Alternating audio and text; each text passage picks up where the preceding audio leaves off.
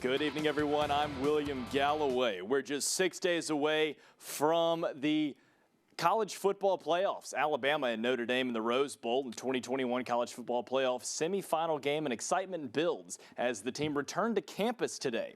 After 3 days off for Christmas, the team practiced for 2 hours this afternoon in Shells at the Hank Crisp Indoor Facility. Alabama was able to get 2 practices in earlier this week before the short break, so today was the 3rd day of preparation for Notre Dame. This year, the Irish defense has given up only 335 yards per game. They've been tested by Clemson twice, but this Alabama offense presents a new challenge, one that head coach Brian Kelly is ready to face.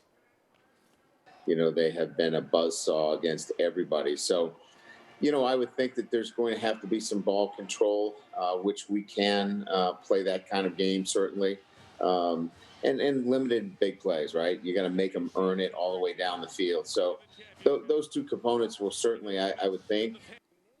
On Thursday evening, Mac Jones and Devontae Smith received an early Christmas present as the 2 were named finalists for the Heisman Trophy. Florida's Kyle Trask and Clemson's Trevor Lawrence round out the top 4. Additionally, Najee Harris finished 5th in the voting. However, he was not named a finalist due to the natural break of the voting. Alabama is the 2nd team to ever place 3 players in the top 5 of the same Heisman vote. Army was able to do the same thing back in 1946 with Glenn Davis, Doc Blanchard, and Arnold Tucker. Here's another tidbit for you. Mac and Devontae are players numbers 7 and 8 under Nick Saban to be named a finalist for the Heisman Trophy. So can you name the other 6?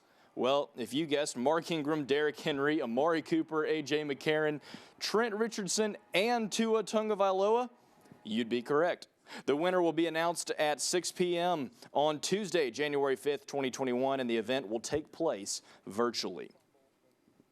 Also on Thursday, new Auburn football head coach Brian Harsin landed on the Plains and held his introductory press conference. Of course, Harsin comes from Boise State, where he had a 69-19 record in 7 seasons. He now becomes Auburn's 28th head coach in the team's 127-year history. Thursday marked the end of a 9-day coaching search where rumors ran rampant all across social media. One day, everyone thought it was going to be one guy, and a new name would emerge the next day. Well, Harsin is officially the man for the job for the Auburn Tigers, and even though he just recently arrived, he knows what he's up against when it comes to Alabama and the rivalry in the Iron Bowl. I understand the rivalry. I understand the Iron Bowl from where I've sat in the past, and obviously I've not experienced that firsthand.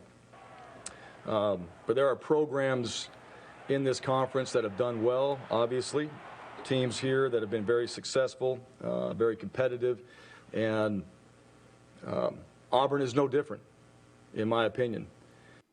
Some big news in the recruiting world. The rich get richer as Nick Saban and Alabama have picked up 2 recruits in the last 4 days. Late on Wednesday night, 5-star running back Kamar Wheaton picked the Crimson Tide over Oklahoma. Wheaton is a 5'11", 190-pound Garland, Texas native. He's rated as the number 2 running back in all of the country. He joins Nick Saban's already loaded 2021 class, along with Jaden Roberts, who committed yesterday.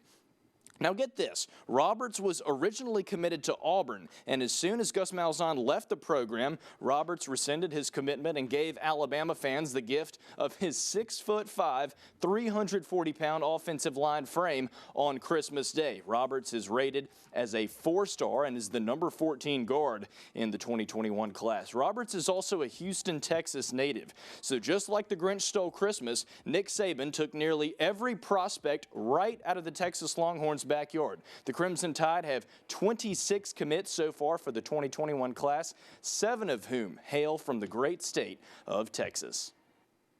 The Cleveland Browns will have Jedrick Wills Jr. active tomorrow versus the Jets.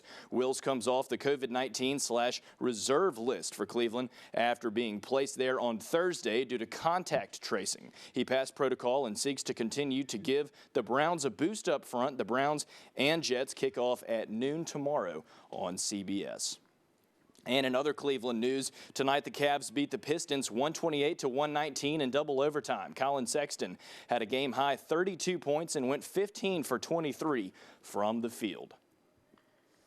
That's impressive, and sometimes I've got to stop myself and remember Colin Sexton and I are the same age. What a player. That's it for Sports Tonight. I'm William Galloway. Stay with us. We'll be right back after this.